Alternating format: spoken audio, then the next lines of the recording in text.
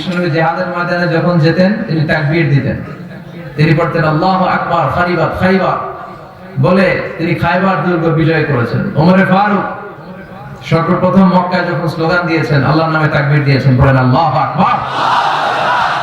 এজন্য ওরা মনে করে ইসলামকে ওরা মাটির নিচে গেড়ে দিবে ওদের বক্তব্য দিয়ে, কিন্তু ওরা জানে না ইসলাম হচ্ছে চারা বীজের মতো। বীজ চিনেন? চারা বীজ, এটা মাটিতে গেড়ে দিলে কি হয়? গাছ হয়ে উপরের দিকে উঠতে থাকে। সুবহানাল্লাহ পড়ে। ইসলামের ধরনটা তো এরকম, এটা চারা বীজ, এটা মাটিতে গেড়ে দিলে এটার আরো লাভ। সুবহানাল্লাহ পড়ে। ইসলামের বিরুদ্ধে কথা বললে অপপ্রচার গুলো প্রচার হয়ে যায়। সুবহানাল্লাহ পড়ে। বিশ্বনবীর কণ্ঠে কোরআন শুনে হাজার হাজার মক্কার মুশরিক কাফের মুসলমান হতে শুরু করেছে। আবু জাহেল বলল, খবরদার কেউ যেন মুহাম্মদের কণ্ঠের কোরআন তেলাওয়াত শুনতে না যায়, কেউ যেতে পারবে না, ঘোষণা দিয়ে দিয়েছে। সামনেই ছিল হজের সিজন। আবু জাহেল বলল, মক্কায় ঢোকার যতগুলো গেট আছে প্রত্যেকটি গেটে দাঁড়িয়ে তোমরা হাজী সাহেবদেরকে বলবা যে মক্কাতে নতুন এক পাগল এসেছে, পড়েন নাউযু বিল্লাহ। যারাই এই পাগলের কথা শুনে তারা নিজেরাও পাগল হয়ে যায়। এজন্য হজ করতে আসছে ভালো কথা, হজ করবা, জমজমের পানি নিবা, খেজুর খাবা, কিন্তু মুহাম্মদ পাগলের কাছে যাওয়া যাবে না। আবু জাহেল তার স্টাফ, তার লোকদেরকে নিয়োগ করে দিল মক্কায় ঢোকার বিভিন্ন গেটে। তো তারা সেখানে দাঁড়িয়ে আবু জাহেলের কথা মতো সব আগন্তুক হাজীদেরকে বলতে আরম্ভ করলো, খবরদার মক্কায় নতুন এক পাগল আসছে, নাম মুহাম্মদ, ওর কাছে যাওয়া যাবে না। হাজী সাহেবরা মনে মনে কয়, আর কিছু করি আর না করি মুহাম্মদের দেখাল। কারণ আল ইনসানু হারিসুন আলা মা মুনিআ, মানুষকে যেটা নিষেধ করা হয় মানুষ এটা করতে চায় বেশি, ঠিক কি না? কেউই কিন্তু বিশ্বনবী মুহাম্মদ রাসূলুল্লাহ সাল্লাল্লাহু আলাইহি ওয়াসাল্লামকে চিনতো না, কিন্তু আবু জাহেলের এই অপপ্রচারের কারণে বিশ্বনবীর প্রচার হয়েছে। জোরে কোন ঠিক কিনা? এজন্য ইসলামের অপপ্রচার যারা করতে চায় ওরা জানে না বা বুঝতে চায় না যে ইসলামের অপপ্রচারের মধ্যে দিয়ে আসলে ইসলামের প্রচার হয়ে যায়। এজন্য এই জামায়াতগুলোকে আমাদেরকে ইসলামের কল্যাণে কাজে লাগাতে হবে, তবে এটা যেন হয় ইখলাসের সাথে। এখন আমাদের ইখলাসের বড় ঘাটতি, ঠিক কি না? শখ হয়ে গেছে বেশি, লোক দেখানো মনোভাব। কোন মাহফিলে কত বেশি মানুষ জড়ো করা যায়। আমরা যারা আলোচক আমরাও থাকি খুব প্রেসারের মধ্যে। মানুষের একটা টেন্ডেন্সি হয়ে গিয়েছে যে আলোচনা করালেই আমির হামজাকে দিয়ে করাতে হবে, হাফিজুর রহমান সিদ্দিকীকে লাগবে, মিজানুর রহমান আজহারীকে লাগবে। ওই কেন এলাকায় বড় আলেম নাই? বাধা আলেম আছে। প্রতিটি জেলা বড় বড় আলেমদেরকে আপনারা দাওয়াত করবেন, তাদের কাছ থেকে কথা শুনবেন। একজনের কাছ থেকে কথা শুনলেই হলো, কোরআনের কথা একজনের মুখ থেকে শুনলেই হলো, বরকত দিবে কে? আল্লাহ। তো এই সব খুব বেড়ে গিয়েছে, এত প্রেসার আমাদের উপরে। সকাল দুপুর রাত এমন কোন সময় নাই যে মানুষের জোরাজুরি টানাটানি এগুলোর মধ্যে আমরা পড়ি না। এটা ঠিক না। ভালোবাসার একটা লিমিটেশন থাকা উচিত। আমরা যেন ইসলামকে ইসলামের মতো করে মানি, আমরা যেন লৌকিকতার মধ্যে ডুব না দেই, আমাদের ইখলাসকে যেন আমরা হারিয়ে না ফেলি। আল্লাহ তুমি তৌফিক দাও, আমিন। আরো জোরে বলেন আমিন, আমিন। চর সাহাবিকারী কারামাতিয়া বড় মৌলভী সাহেবের বাড়ি জামে মসজিদের উদ্যোগে কারামাতিয়া বাজার সংলগ্ন এই গ্রামের নাম কি? চর সাহাবিকারী। কোন থানা? সোনাগাজী। আর কোন জেলা? ফেনী জেলা। ফেনীরে আপনারা কি ডাকেন? নাকি হেনি? আঙ্গবাড়ি হেনি, আরাসাই রেনি। আল্লাহ ফেনী লোকদেরকে তুমি কবুল করো, আমিন। এগুলো হচ্ছে ইসলামের জন্য একটা প্লাস সাইন, যে কোরআনের কথা শোনার জন্য, বিশ্বনবীর কথাগুলো শোনার জন্য এত মানুষ জড়ো হয়েছে। আল্লাহ আজকের এই মাহফিলটা তুমি আমাদের নাজাতের ওসিলা বানাও, আমিন। আর জোরে পড়েন আমিন, আমিন। আজকে আমরা যে বইটা থেকে কথা শুনবো বইটার নাম কি? সবাই বলতে হবে বইটার নাম।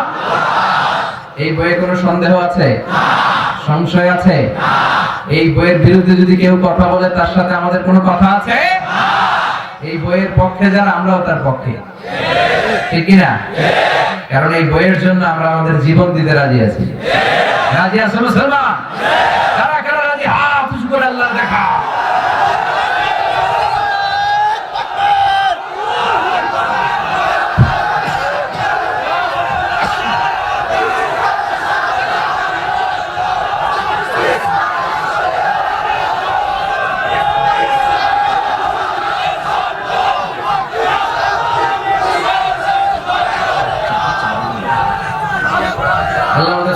তুমি কবুল করো। আমরা যেন বেশি বেশি কোরআন তেলাওয়াত করতে পারি, তৌফিক দাও। প্রতিদিন যেন কোরআনের বঙ্গানুবাদ করতে পারি, তুমি তৌফিক দাও। ফ্যামিলিতে যেন কোরআন চর্চার একটা পরিবেশ আমরা করতে পারি, তুমি তৌফিক দাও। আপনি চাইলেই আপনার ফ্যামিলিটারে একটা কোরআনিক ফ্যামিলি করতে পারেন। সিদ্ধান্তটা আপনার। আপনার একটা শক্ত সিদ্ধান্তই পারে আপনার ফ্যামিলিকে জান্নাতি ফ্যামিলি বানাতে। আর আপনার একটা সিদ্ধান্তই পারে আপনার ফ্যামিলিকে একটা জাহান্নামের টুকরা বানাতে। এখন the choice is yours, সিদ্ধান্ত আপনার। আপনি কি করবেন? জান্নাতি বানাবেন না জাহান্নামী? কি হয়েছে এখানে? বসেন।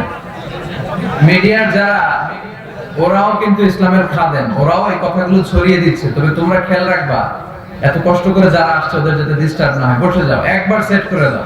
প্রোগ্রাম ক্লোজ হবে তখন ক্লোজ করবো, আর ওঠা বসা করবো না। কারণ অনেক বড় গ্যাদারিং, এখানে অর্গানাইজিং কমিটি চাইলেও এটার পরিবেশকে নিয়ন্ত্রণ রাখা সম্ভব না, আউট অফ কন্ট্রোল। তো সেক্ষেত্রে সবার সহযোগী হতে হবে। মিডিয়া, ভলান্টিয়ার্স, আগন্তুক শ্রোতা, মেহমান যারা স্টেজে আছেন। আমার এক আত্মীয়, উনি আলোচনা করে, এত লোক বসছে স্টেজে, হুজুর সহ স্টেজ ভাঙা পড়ছে। আমার আয়েশা বলতেছে, মাওলানা আমার তো উপরে ওহী নাযিল হয়েছে। আমি বললাম, আপনার উপর আবার ওহী আসলো থেকে? আপনি নবুয়তি দাবি করতেছেন নাকি? বলতেছে না, আমি আলোচনা করতেছিলাম, সভাপতি সব ভাঙা পড়ছে আমরা। তো এজন্য আউট অফ ক্যাপাসিটি যেন কিছু না হয়। অনেক জায়গায় এত মানুষ হয়, তো লোক দেখে অর্গানাইজিং কমিটি বলে হুজুর সামনে টানে। কি করেন? মুরিদ টিন চিনেন? মুরিদ টিনের মতো আপনি লোকজন ইয়ে করেন। তো এই যে এত মানুষ সামনে টানলে ক্যামেরা প্যান্ডেল সব পিছনে ভেঙে পড়বে, ঠিক কি না? তো শীতের রাত একটু গাদাগাদি করে বসলেও মজা আছে নাই? পৃথিবীর অনেক দেশে আবার এরকম শীত নাই, আমাদের দেশে যেরকম শীত। রেখলাতা শীতাই অসয়ফ, শীতের কথা আল্লাহ কোরআনে ঢুকাই দিয়েছে। সুবহানাল্লাহ পড়ে। তো এজন্য একটু নীরবতা বজায় রাখতে হবে। যারা আলোচক তাদেরকে মন খুলে প্রাণ খুলে কথা বলে দেওয়ার সুযোগ করে দিতে হবে। এখানে বিশৃঙ্খলা, ওখানে আওয়াজ, ওখানে ওঠা বসা, এরকম হলে কথা বলা যায়? কথা বলা যায় না। তো আপনারা একটু নীরবতা বজায় রাখবেন, একেবারে পিন ড্রপ সাইলেন্ট, পিন পতন নীরবতা। ডানে বায়ে, সামনে পেছনে কোথাও যেন আওয়াজ না হয়। বিশৃঙ্খল কোন জায়গায় আমি বক্তব্য করতে পারি না। আপনারা সুশৃঙ্খল হয়ে বসেন। আমরা মহাবিশ্বের মহাবিশ্বয় মহাগ্রন্থ আল কোরআন আল কারীম থেকে প্রাণ খুলে আজকে কথা শুনবো, পড়েন ইনশাআল্লাহ। তার আগে আমরা তিনটা তাকবীর দিয়ে আল্লাহর নামের বরত্বের ঘোষণা দিব।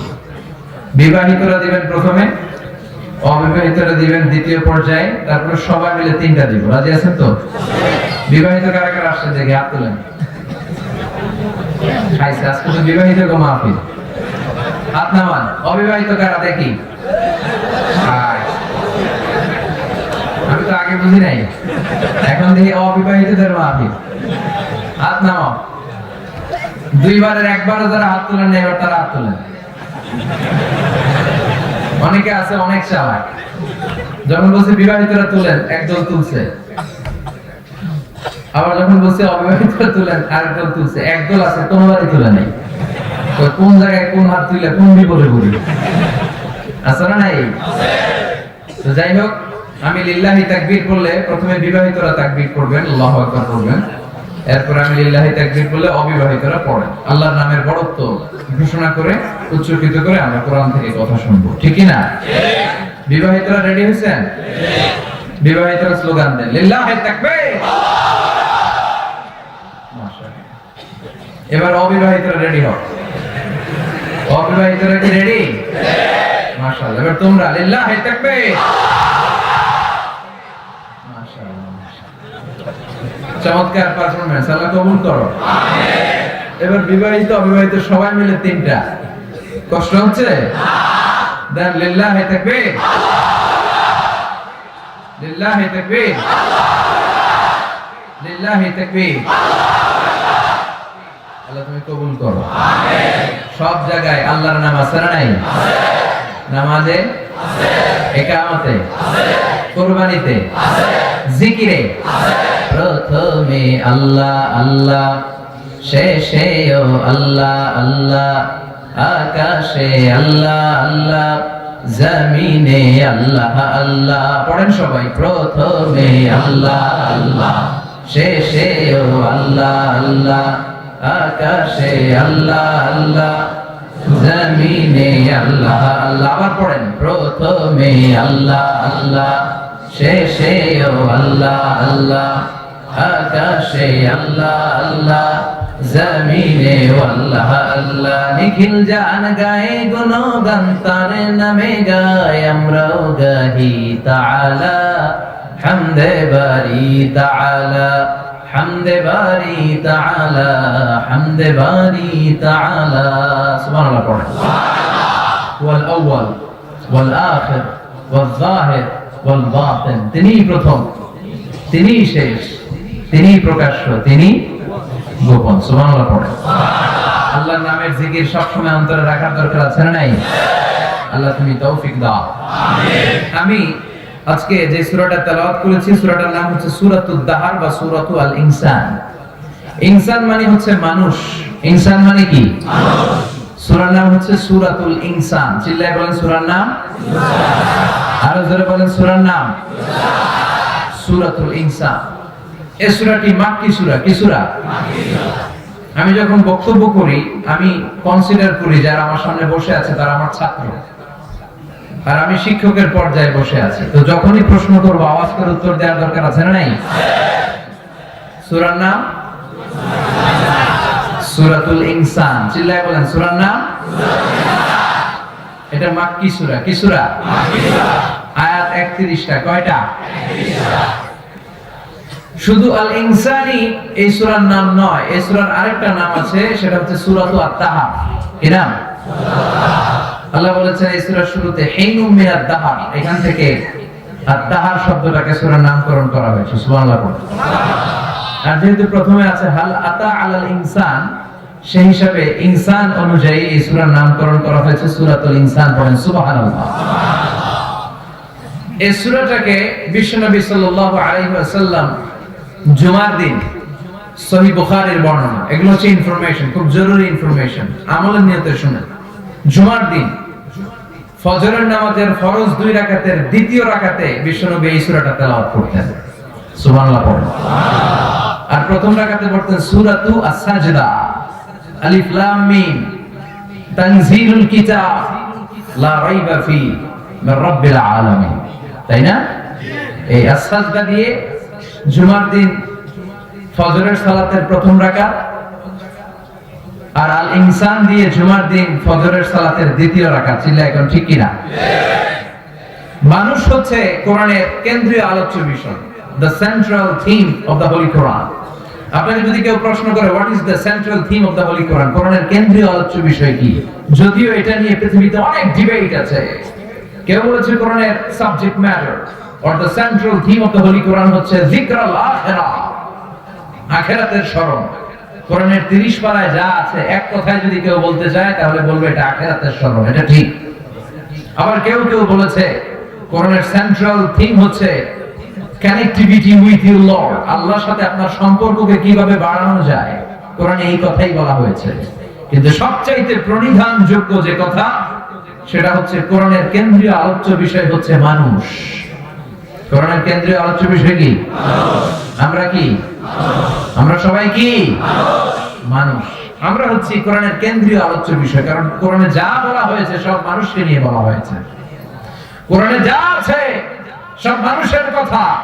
কোরআনে যত কথা, এই কথাগুলো সব মানুষের জন্য কথা। চিল্লায় পড়েন আল্লাহু আকবার। মানুষকে আল্লাহ তাআলা পৃথিবীতে অনেক অনেক বেশি মর্যাদা দিয়েছে। তাই কোরআন চায় মানুষকে মানুষের মতো বানাতে। আমরা প্রায় একটা কথা শুনি যে আমাদেরকে মানুষের মতো মানুষ হওয়া উচিত, শুনি না? আমাদের আব্বা আম্মারা বলে না, বাবা মানুষের মতো মানুষ হইও, কি বলে? তো কোরআন পড়লে আপনারা মানুষের মতো মানুষ হবে। কোরআনের introductory Surah, preface of the book, মানে কোরআনের ভূমিকা হচ্ছে সূরাতুল ফাতিহা। ফাতিহাটা যদি বাদ দেন তাহলে কোরআনের সর্বপ্রথম সূরা কি? বাকারা। বাকারা মানে কি? গাভী। আর কোরআনের সর্বশেষ সূরার নাম কি? আওয়াজ করে বলেন নাস। নাস মানে কি?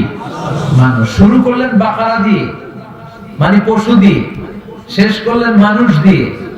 এর মানে হচ্ছে আল্লাহ বোঝাতে চাইলেন 30 পারার এই কোরআন যদি পড়ো পশুত্বের যে প্রবৃত্তি তোমার আছে এটা ডিলিট হয়ে তুমি মানুষের মতো মানুষ হয়ে বের হও। এজন্য কোরআন এসেছে আমাদেরকে মানুষের মতো মানুষ বানাতে। আমরা মানুষের মতো মানুষ হতে চাই, চিল্লায় বলেন ঠিক কিনা? কিন্তু পৃথিবীতে মানুষের বড় অভাব। এজন্য প্রায় বলা হয় বাড়ছে জনসংখ্যা কিন্তু কমছে মানুষ। এই কথাগুলো আমরা প্রায় শুনি না? বাড়ছে জনসংখ্যা, কমছে মানুষ। তার মানে চোখে আমরা যা দেখি এগুলো মানুষ না। অনেকে বলে হুজুর কি বলেন, পৃথিবীতে মানুষ নাই। পৃথিবীতে তো মানুষ আছে প্রায় 700 কোটি। না, এগুলো মানুষ না, এগুলো জনসংখ্যা। এগুলো কি? জনসংখ্যা। মানুষ হওয়া এত সহজ নয়, মানুষ হওয়া অনেক কঠিন। কারণ ছাগলের পেট থেকে কিছু বেরোলে ওটা ছাগল হয়, গরুর পেট থেকে বেরোলে গরু হয়, মহিষের পেট থেকে বেরোলে মহিষ হয়। কিন্তু মানুষের পেট থেকে বেরোলেই ওটা মানুষ হয় না, ওটার মানুষ করতে হয়, ওটার মানুষ বানাতে হয়। আবার গরুকে কেউ কোনোদিন বলে না তুই গরুর মতো গরু হ, বলে?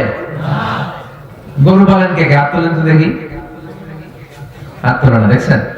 আরে হাত তোলেন। বিষ্ণুবী তো ছাগল গরু গুলো পালতেন, ছাগল পালতেন বিষ্ণুবী। হাত তোলেন। অনেক পাওয়া গেছে এখন, আলহামদুলিল্লাহ। হাত নামান, এটা অনেক ভালো পেশা, চমৎকার পেশা, নবীদের পেশা। বিষ্ণুবী নিজে দুধ দহন করতেন। বিষ্ণুবী যখন হিজরতে যাচ্ছিলেন, মক্কার কাফেরদের অত্যাচারিত হয়ে বিষ্ণুবী যখন হিজরতে যাচ্ছেন, তখন প্রচন্ড ক্ষুধার্ত সাইয়েদনা আবু বকর বিষ্ণুবীর সাথে কোনো খাবার নাই। তাও পরিচিত পথ দিয়ে যাচ্ছেন না, যেখানে কিছু ছাগল বকরি পাওয়া যাবে, কিনে খাওয়া যাবে। কাফেরদের চোখ ফাঁকি দিয়ে বিষ্ণুবী এমন পথ দিয়ে যাচ্ছিলেন, সাওয়াহিলি এরিয়া দিয়ে, যেখান দিয়ে কেউ চলে না।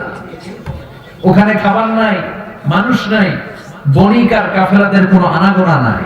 হঠাৎ বিষ্ণুবী আর সাইয়েদনা আবু বকর দেখলেন একটা লোক কিছু ছাগল নিয়ে যাচ্ছে।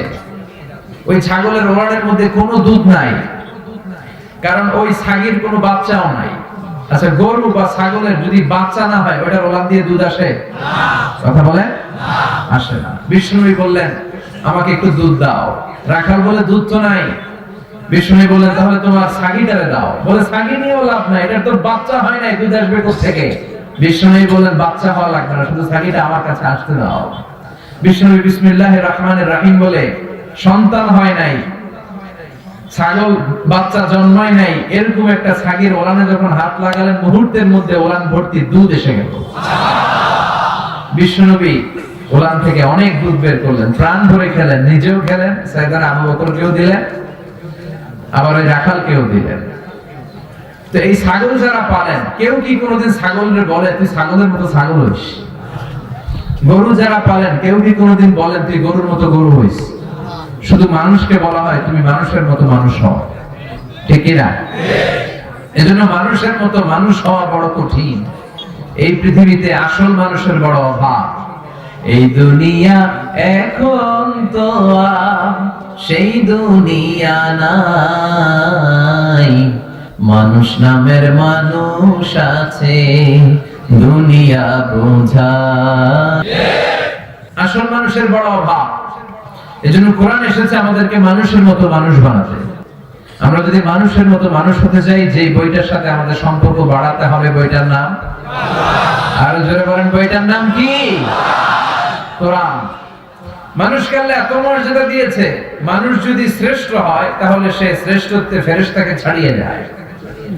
আবার মানুষ যদি নিকৃষ্ট হয় তাহলে সে পশুত্বকেও হার মানায়। সুবহানাল্লাহ পড়বেন না? যতগুলো কথা বলেছি কোরআন সুন্নাহর আলোকে বলেছি, বানিয়ে কিছু বলি নাই। তারপরেও আমার মনের অজান্তে কোনো মিস ইনফরমেশন যদি আমার মুখ ফসকে বেরিয়ে যায়, সেগুলো যেন আল্লাহ তাআলা আপনাদের স্মৃতিপট থেকে মুছে দেয়। আমরা বলি আমিন।